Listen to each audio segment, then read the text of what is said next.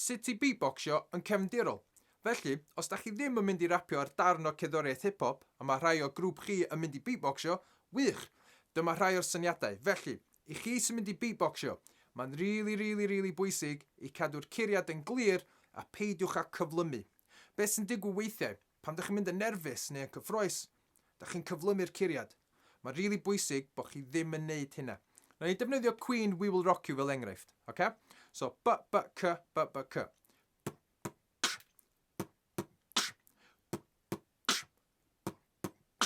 Cadw'r cyflymder yr un peth. Da chi'n gorfod defnyddio'r curiad yna. Gwch chi newid y curiad. Just newch yn siŵr bod y curiad ddim yn newid mewn cyflymder.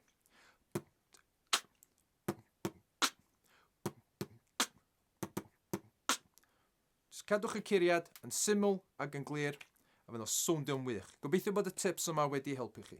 Pob lwc.